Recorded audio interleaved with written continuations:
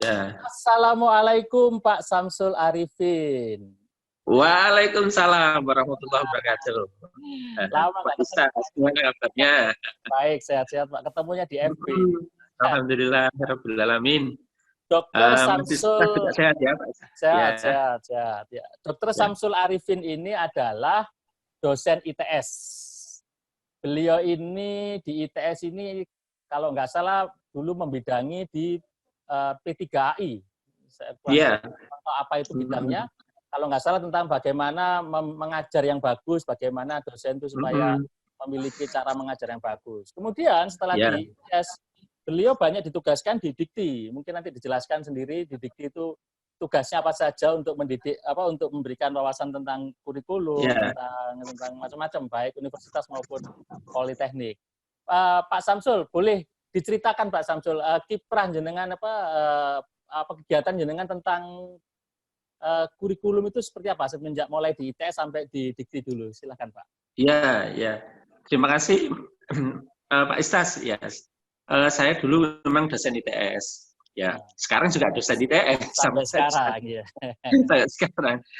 Dan sekarang saya sudah akan dapat ini piagam penghargaan 30 tahun mengabdi begitu ya di ITS ini.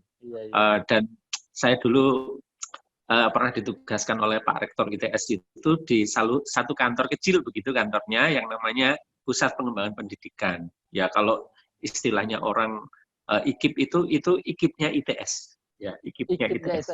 Iya, IKIP-nya ITS itu. Jadi dulu ITS itu waktu zamannya rektornya Pak Nuh terkenal disebut oleh perguruan tinggi se-Jawa Timur lebih IKIP daripada IKIP. Kok bisa Pak? Gimana ceritanya? Kok bisa gimana ceritanya? Mengapa lebih IKIP daripada IKIP dulu? Karena memang Pak? Kantor Pusat Pengembangan Pendidikannya ITS itu dulu sangat terkenal gitu ya. Jadi training dosen seluruh Jawa Timur dan sebagainya itu. Training tentang pelatihan pekerti AA itu tidak ada saingannya ITS dulu itu. Ya, tidak ada saingannya. Ya. Maka terkenal waktu itu di teman-teman UB, teman-teman dari UM, UNESA itu mengatakan tuh ITS itu lebih IKIP daripada IKIP. Iya. Waktu itu saya datang sama Pak Endro Tomo waktu itu dua orang yang ada di kantor itu ke Pak Nuh.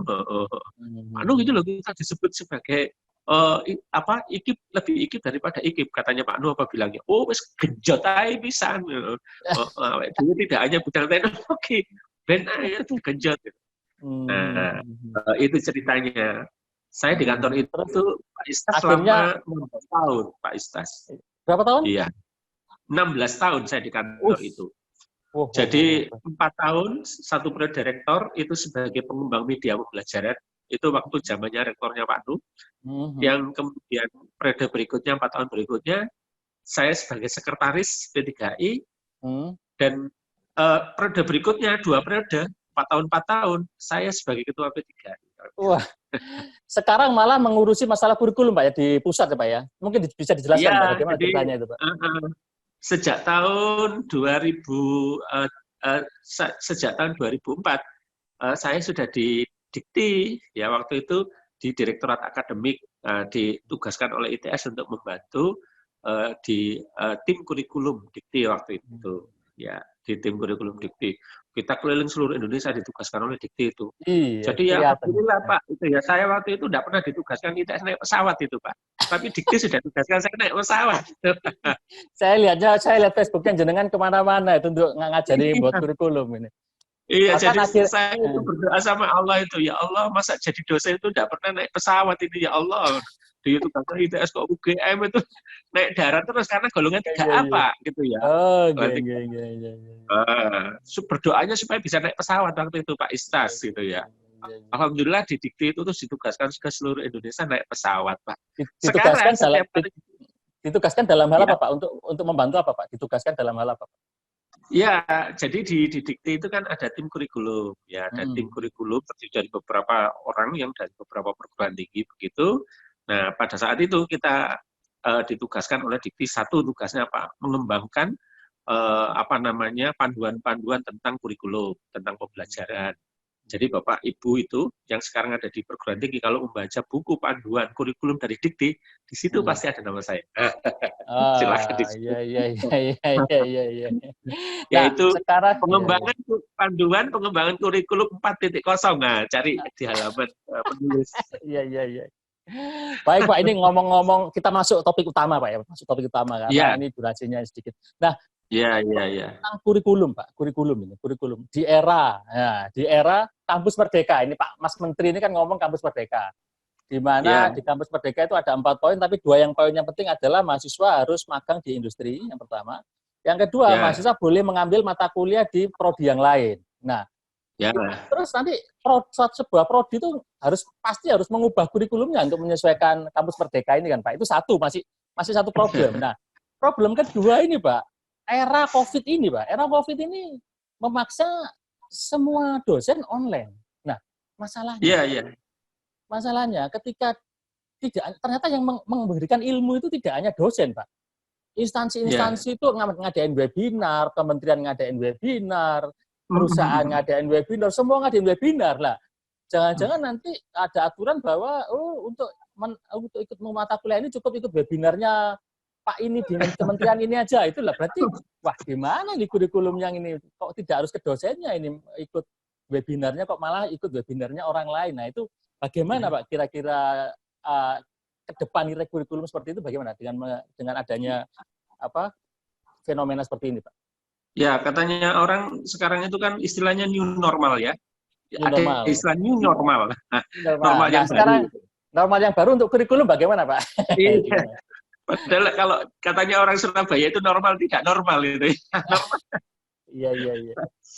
Normal. Jadi pertanyaannya gini, apakah kita mau ikut kampus Merdeka? Memang kampusnya panjenengan dulu terjajah ya, kok sekarang mau merdeka? Iya.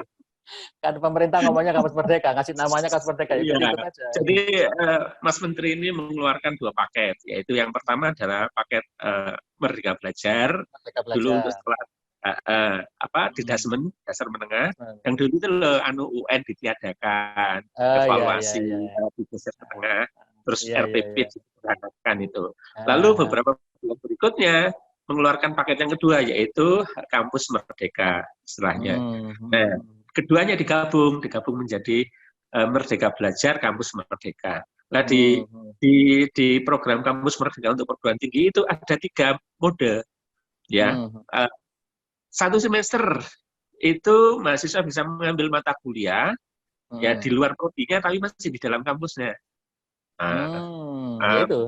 Misalnya mahasiswa ITS ini jurusan teknik elektro, dia bisa mengambil di jurusan teknik mesin, atau dia bisa mengerjakan arsitektur yang terkait. Ini senang ini mahasiswa ini. Gitu ya. Bisa senang merganya apa? Bisa ngejar ceweknya. Ya. Mahasiswa saya itu dari tadi bisa saya tanya, Pak, mau ambil jurusan biologi Pak? Loh ngapain? Pak, mengambil bioekonomi Pak. Buat apa kamu tadi bisa bioekonomi? Ternyata dia ngejar pacarnya itu tadi. Ini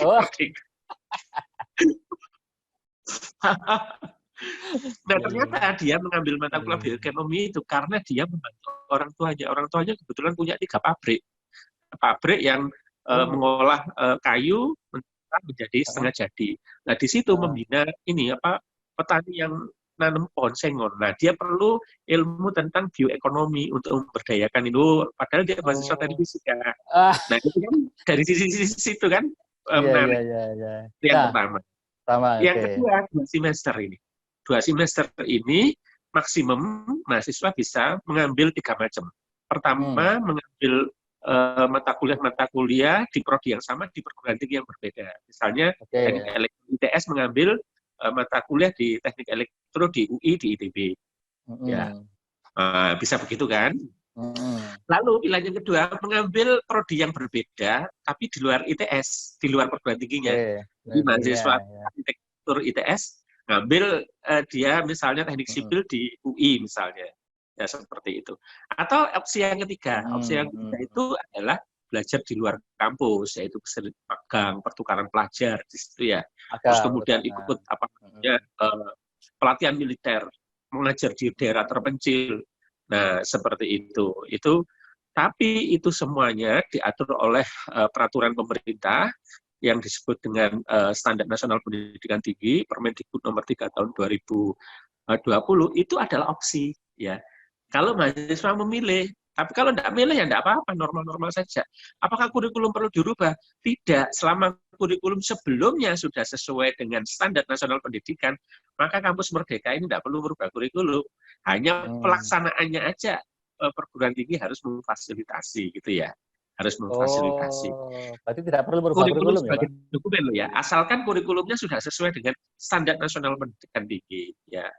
Tapi saya yakin bahwa kurikulum-kurikulum yang ada itu perlu dimodif lah ya, dimodif karena nanti misalnya gini, magang 1 semester di industri, ya 1 semester di industri, misalnya dia magang di industri petrokimia, lalu 1 semester itu dia tinggalkan kampusnya, pasti banyak mata kuliah yang ditinggalkan kan? Nah itu, ya. Ya. Mata kuliah yang ditanya, kamu di industri itu ngapain? Ini mahasiswa teknik fisika misalnya, atau teknik elektronik. Saya Pak, saya belajar tentang instrumentasi di sana. Saya mulai dari kalibrasi dan seterusnya. Nah, nanti dicocokkan dengan mata kuliah yang ada ini. Ya, dicocokkan dengan mata kuliah yang ada nanti atas persetujuan departemen atau jurusan ya dan dosen wali, karena memang syaratnya itu harus didampingi oleh dosen wali, ada persetujuan dari pihak departemen dan institusi pendidikan. Artinya dalam hal ini adalah rektor. Maka nanti apa yang dia pelajari di industri itu diekivalensikan dengan mata kuliah yang relevan, yang capaian pembelajarannya sama. Lah kalau mata kuliahnya nggak di semester itu, Pak, kalau mata kuliahnya nggak di semester itu, misalnya di semester itu ada agama. Nggak apa-apa, nggak masalah. Ada agama. Di sana nggak belajar agama misalnya. Nah, apa yang harus disediakan oleh program studi dalam hal ini di bawah universitas itu mekanisme untuk ekivalensi antara kemampuan yang dia peroleh waktu saat magang dengan capaian pembelajaran mata kuliah yang akan digantikan ini, yang diekivalensikan ini. Nah, ini semua nanti bisa dibaca di panduan buku Merdeka Belajar dan Kampus Merdeka. Kan bukunya sudah keluar ini. Sudah dikasih contoh satu kasus, Pak. Contoh satu kasus, Pak. Contoh satu kasus. Misalnya dia sudah mengambil mata kuliah instrumentasi itu semester 3. Sedangkan semester 6 dia magang di bidang instrumentasi. Nanti dia double karena kalau diekivalen dengan mata kuliah lain di semester 6 itu ada agama, penulisan ilmiah, ada mata kuliah Pancasila, sedangkan di magang itu nggak ada. Nah, itu bagaimana? Dia akan mengekivalensi dengan mata kuliah di lain semester itu, Pak. Bagaimana? Ya, oleh karena itu sebelum dia magang dia harus mengajukan proposal kan kalau di panduan itu. Ya, jadi nanti dia magangnya tentang apa saja di industri itu tadi. Iya, dia harus mengajukan proposal dulu ini. Nanti proposalnya dilakukan asesmen kan oleh dosennya ini, dosen walinya yang dibentuk oleh prodinya itu. Kalau kamu magangnya di situ belajar ini cocok dengan ini, cocok dengan ini. Jadi di depan harus mengajukan proposal dulu, dilakukan penyetaraan dulu dengan mata kuliah, baru berangkat dia. Gitu ya. Jadi bukan berangkat terus nanti datang ekivalensi, nanti tidak karuan nanti. Ya oleh karena itu diajukan proposal dulu. Nah, kalau proposal di oke, nanti mana mata kuliah yang bisa diekivalensi, baru dia berangkat gitu ya. Baru dia berangkat. Itu panduannya seperti itu. Iya. Sekarang Pak, kalau berkaitan dengan ini Pak, COVID Pak, kuliah-kuliah itu bagaimana itu? Apakah harus datang apa tidak? Misalnya dia harus ikut mata kuliahnya di ITB. Nah, apakah mahasiswa ini cukup online ngambil terus nggak perlu datang ke ITB atau bagaimana Pak misalnya orang ITS? Iya, sebenarnya enak kayak gini nih Pak Istas. Ya, saya seneng ini kalau bisa ya. Nanti sampai pensiun ya kuliahnya kayak gini aja.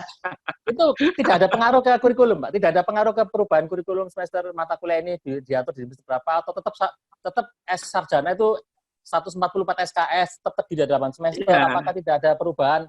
Misalnya gara-gara COVID, misalnya S1 cukup 3,5 tahun atau jadi kalau kita tidak harus 144 misalnya. Gimana, Pak? Ya, kalau kita bicara pembelajaran secara daring gitu ya, secara online, itu memang agak berbeda dengan pembelajaran yang konvensional, yang ketemu tatap muka gitu ya. Pembelajaran daring itu salah satu kelebihannya adalah kecepatan belajar. Nanti akan terlihat mahasiswa satu dengan yang lainnya kecepatan belajarnya, kan ya. Jadi mahasiswa yang kecepatannya belajar menggunakan pembelajaran daring ini, dia bisa menyelesaikan waktu belajarnya lebih cepat daripada yang lain, gitu ya. Itu mestinya seperti itu. Nah, jadi mungkin kalau kita melihat di artikel-artikel ilmiah tentang pembelajaran daring ya di jurnal-jurnal itu, ya misalnya satu S1 itu 4 tahun, dia bisa 3 tahun, bisa lebih cepat begitu ya. Bisa lebih cepat. Apalagi kalau zaman sekarang itu kita sudah sering menganut outcome based education.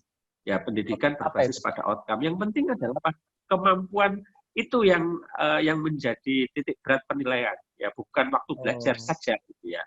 Bukan waktu belajar saja. Pak, misalnya mereka belajar online, Pak. Terus kredit transfer dari online tadi itu bagaimana, Pak? Misalnya dia anggap aja nih orang hukum, anak mahasiswa hukum belajarnya ke YouTube-nya Hotman Paris.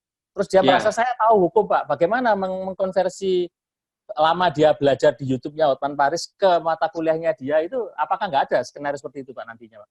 Oh ya, bisa seperti itu, asalkan memang tempat belajar secara daring itu mendapat persetujuan dari prodinya. Jadi sebelum dia mengambil mata kuliah daring, ya misalnya dia ikut MOC di mana begitu, di Stanford misalnya, betul. Ditawarkan tentang mata kuliah artificial intelligence itu ya, terus dia ambil di situ. Nah sebelum mengambil dia izin ke prodinya, Pak saya mau mengambil mata kuliah artificial intelligence di Stanford, yang memberikan adalah profesor ini. Waktu belajarnya sekitar 17 jam atau 24 jam misalnya begitu. Asalkan prodinya memberikan assignment, ya, tidak apa-apa nanti ditransfer kan hasil belajarnya. Dan itu sudah diatur oleh peraturan, bisa Pak. Asalkan apa? Satu, capaian belajarannya sesuai dengan capaian belajaran di kurikulum dia tempat kuliah ya. Jadi kalau nanti dari ITS ya harus sesuai dengan kurikulum yang ada di ITS, di prodi ITS itu tadi. Ya. Yang kedua ada proses pembelajaran. Proses pembelajaran itu apa? Ada kegiatan pembelajaran. Dia bisa membuktikan kalau dia ada kegiatan pembelajaran di situ. Harus membuktikan ya. Harus ada membuktikan. Ada kegiatan, ya ada ujiannya dan sebagainya. Dia bisa menunjukkan buktinya. Nah ini sudah terjadi Pak Istan. Apakah perlu MOU Pak antara MOC tadi dengan universitasnya, perlu ada MOU khusus atau tidak perlu? Kalau di kampus Merdeka perlu MOU, Pak. Tapi di peraturan yang lain itu persetujuan dari prodi sudah cukup, ya. Apalagi kalau perguruan tingginya adalah PTNBH, ya itu sudah cukup punya otoritas dia, ya. Kalau di negeri ya, seperti itu. Baik, Pak. Jadi ya sebenarnya pembelajaran kita ini dari perangkat hukum, ya Pak, dari undang-undang, Permendikbud dan sebagainya, Permendikbud yang sekarang jadi Permendikbud ya, Pak ya. Itu sudah sangat mendukung untuk mahasiswa mengambil beberapa opsi, termasuk pembelajaran daring itu tadi, ya, melalui transfer kredit ya. Seperti itu Pak Isra. Jadi Pak, MOC mana aja Pak yang sudah contoh MOC mana saja yang sudah kerjasama dengan universitas, misalnya kerjasama dengan ITS lah. Kira-kira MOC apa saja Pak yang sudah kerjasama dengan ITS Pak, sehingga mahasiswa bisa ngambil di sana gitu? Atau belum ada? Ya, kalau di perguruan tinggi negeri itu kan ada masalah yang lain ya, masalah penganggaran dan sebagainya, itu tidak mudah. Misalnya Pak Istas, saya setiap hari itu meeting dengan Dikbud itu, ya hampir setiap hari, ya inilah itu. Tapi ya selalu dikatakan, Pak ini tidak ada HR-nya, Pak ini Pak, karena belum bisa dipertanggungjawabkan. Karena rapatnya daring ini Pak, gitu Pak. Oleh karena itu mata kuliah yang MOC dari dan sebagainya lebih banyak jalan di BTS Pak. Ya. Lebih banyak jalan di BTS, perguruan tinggi swasta, karena mereka tidak terikat gitu ya. Kalau di negeri kan terikat ini Pak. Sepengetahuan Pak Samsul, universitas PTS mana yang sudah MOU dengan MOC mana Pak? Kira-kira sudah banyak MOC-nya? Oh ya banyak Pak. Misalnya kalau mau disebutkan ya diantaranya BINUS itu ya Pak. BINUS ya. Dengan mana Pak? Dengan mana? BINUS dengan mana Pak? Ya banyak beberapa kerjasama ya saya. Maksudnya MOC-nya dengan MOC apa Pak? Misalnya Stanford atau MIT? Iya, beberapa perguruan tinggi di luar misalnya Coursera dan sebagainya gitu ya semacam itu. Iya, mereka kerjasama. Apalagi dia punya kelas-kelas daring yang berada di kabupaten-kabupaten, kota gitu ya, dia kerjasama dengan Pemda begitu. Ada beberapa mata kuliah memang mendatangkan dosen yang memang punya kompetensi secara global kan ya untuk ya ada ilmu marketingnya lah di situ ya. Dalam marketingnya. Jadi sebenarnya kalau kalau kita tidak terikat oleh banyak hal terkait dengan penganggaran di PTN itu bisa lebih maju begitu ya dalam hal ini ya. Kalau dalam hal ini kebebasannya itu lebih banyak bisa dijalankan oleh PTS gitu. Ya. Ya, oleh PTS. Ya. Pak, Jadi kira-kira nanti ya susunan kan dulu itu kan katanya kalau untuk mata kuliah dasar taruh di semester awal, mata kuliah keahlian taruh di tengah-tengah, mata kuliah untuk bisnis entrepreneur ke atas. Itu apakah nanti juga ada perubahan, Pak? Di kurikulum dengan adanya era Covid dan ini? Apakah tetap komposisi seperti itu? Ya, kalau pembelajaran daring itu kan lebih personalized ya. Lebih personalized. Artinya setiap orang itu punya keunikan di dalam belajar, di dalam struktur belajarnya. Ya, bisa jadi dia belajar itu tidak mulai dari level dasar, tapi dia belajar dari level intermediate begitu. Di tengahnya maksud dulu. Maksud saya kurikulum nanti didesain apakah tetap semester 1 itu semester 1 2 matematika dasar, fisika dasar, terus semester 3 4 itu 3 4 5 6 mata kuliah prodi tersebut. Kemudian semester 7-8 adalah tentang cara nulis ilmiah dan entrepreneur atau kewirausahaan. Apakah komposisinya tetap seperti itu atau akan ada kira-kira ada perubahan? Jadi secara desain, Pak, kalau mendesain kurikulum itu misalnya kalau di dalam bidang engineering ya, semester 1-2 itu biasanya diletakkan mata kuliah basic science, ya kan? Basic science. Lalu semester berikutnya, semester 3-4-5 itu basic engineering. Ya. Lalu di atasnya lagi adalah engineering design, seperti itu kan kalau Nah, ini standar internasional, misalnya kalau kita mengikuti standar ACBET, IABI dan sebagainya itu memang susunannya seperti itu, desain ini ya, desain. Nah, kelas-kelas konvensional itu harus mengikuti tahapan ini. Ya, jadi harus mengikuti mahasiswa itu.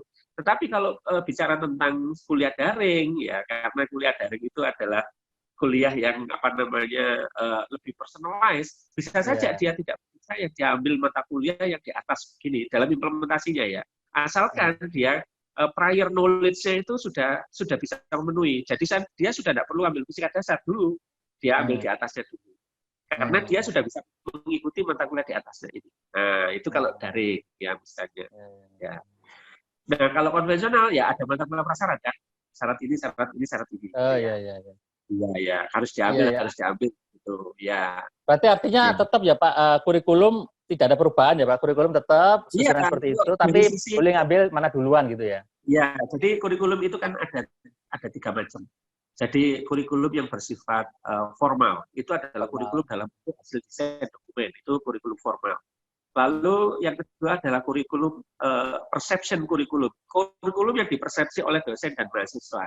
Jadi setelah kurikulum jadi dokumennya itu, terus dosen dan mahasiswa melihat, kurikulum itu kayak gini ya, saya harus begini. Itu adalah kurikulum perception kurikulum. Setiap dosen bisa berbeda persepsinya, walaupun dokumen kurikulumnya sama. Ya, lalu yang ketiga adalah implementation kurikulum yang diimplementasikan. Misalnya contoh, dosen itu mengajar rangkaian listrik misalnya ya, di jurusan teknik elektro atau teknik fisika. Rangkaian listrik itu sudah ada silabusnya kan? Ya. Sudah ada silabusnya. Silabusnya ada. Terus kemudian dosen menyusun rancangan pembelajarannya, ya kan begitu kan? Nah, rancangan pembelajaran. Tapi nanti di dalam pelaksanaannya tergantung persepsinya dosen kan?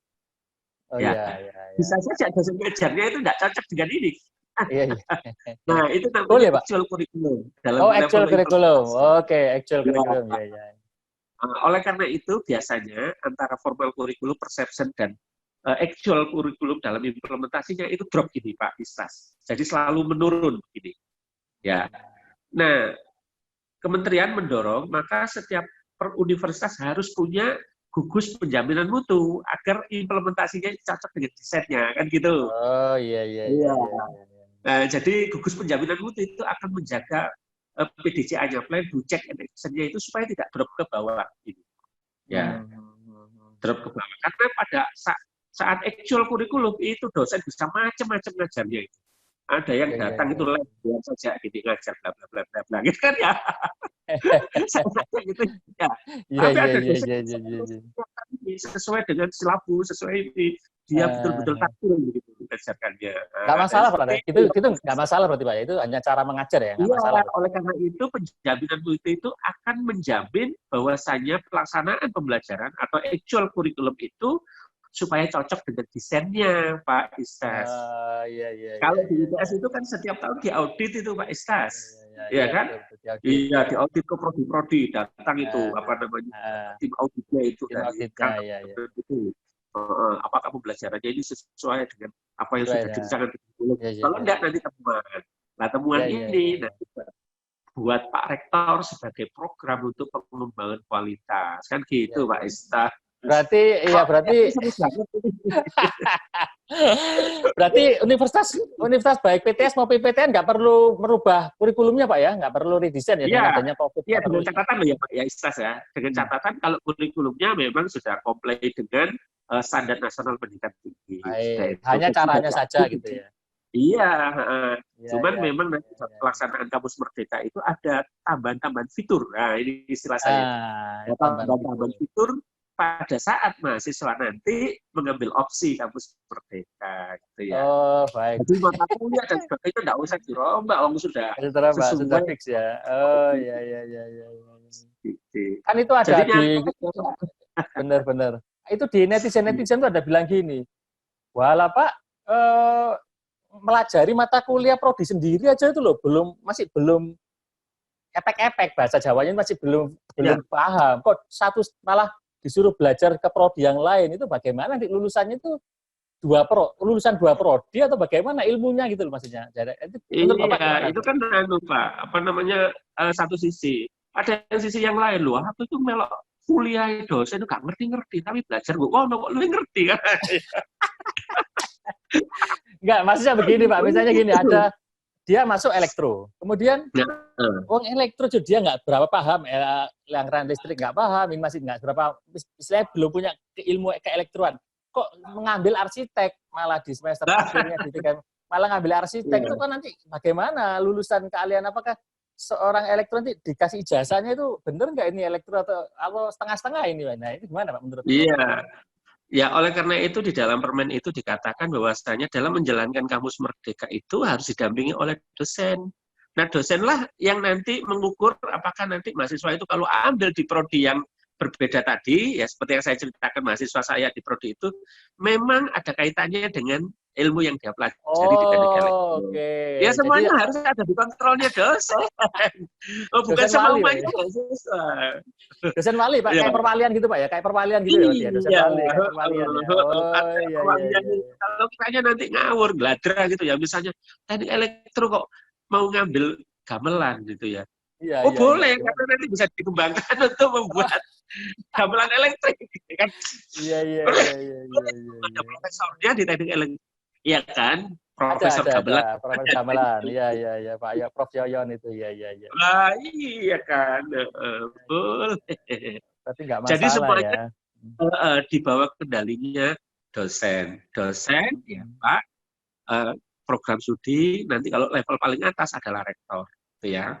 Oke, Pak. Terakhir, Pak. Itu berarti mereka mendesainnya itu di awal semester, Pak ya? Mendesain. Oh iya. Sebelum dia mengambilnya. Maksudnya pokoknya di semester 1, 2, 3 gitu ya. Maksudnya saya akan magang nanti di semester 6 itu sudah saya rancang mata kuliah yang saya ambil di semester 1, 2, 3 itu nanti ini gitu Pak ya. Atau enggak? Atau pas semester 5 ya? Jadi Pak Istas itu masing-masing perguruan tinggi itu punya strategi yang berbeda-beda ya. IPB, ITB, UI mempunyai strategi yang berbeda-beda itu. Magang ini diletakkan di mana itu ya? Di dalam desain kurikulumnya. Ada yang diletakkan di semester 5, semester 6, ada 6, 7 begitu Pak Istas. Ya didesain begitu. Nah, sekarang ini ya terus terang saja opsi magang Kampus Merdeka itu kan belum banyak diambil oleh mahasiswa. Mengapa? Karena di dalam persepsi mahasiswa kalau magang 1 semester itu membuat kuliahnya dia molor gitu ya. Iya kan? Itu persepsinya. Iya kan? Kalau dia magang 1 semester lah mata kuliah ditinggalkan kan enggak aja gitu kan. Karena dosennya tidak bisa, kalau nanti dia waktu magang itu bisa dikonversi, tidak mau dia ngambil. Nah ini, tapi memang ini harus terbuka. Saya sering mengatakan kepada mahasiswa saya itu, ya menanya maksud saya, kamu tahu enggak ada program Kampus Merdeka? Ternyata enggak, banyak yang enggak tahu Pak Istas, mahasiswa itu. Ayo coba Bapak tes nanti mahasiswanya Bapak. Ngerti enggak itu Kampus Merdeka? Belum, kan belum disosialisasikan. Itu adalah opsi kan. Dia ngambil Ya opsi buat mahasiswa. Lah dia kalau nggak tahu kan nggak tahu kalau ada pilihan kayak gitu. Iya. Kan baru pas menterinya Pak Nadiem ini kan kira-kira belum ada 4 bulan ya Pak ya? Iya, baru Mas Nadiem ini. Iya. Di ITS saja nggak ada woro-woro tentang kampus merdeka ini. Ya karena belum siap semuanya Pak. Belum di setting semua. Belum setting. Iya. Begitu kampus merdeka ini di launching terus kita kena COVID ini. Ya, kena COVID. Karena COVID akhirnya ujiannya online. Online, sidang online, sidang tesis, sidang seminar TA, seminar tesis semua. Online semua. Sampai tidur itu di online, Pak. Iya. Apa? Tidur online. Gimana Pak tidur online maksudnya? Lah itu tadi saya rapat mulai pagi sampai sore, saya tinggal tidur. Saya store wajah ini, saya tinggal tidur. Iya. Iya Pak, sudah habis pertanyaannya Pak. Mungkin ini ada pesan-pesan terakhir dari Pak Samsul tentang kepada PTS atau PTN dalam menghadapi kondisi ini, apakah memang harus urgent redesign kurikulum atau tidak perlu GoPo dulu atau gimana Pak? Mungkin ada pesan. Ya, jadi ya menurut saya ya dunia pendidikan kita itu selalu berubah lah Pak, mengikuti dinamika yang ada. Jadi kita tidak perlu mengeluh bahwasannya ini ganti menteri, ganti kebijakan, ganti menteri, ganti kurikulum, tidak perlu mengeluh.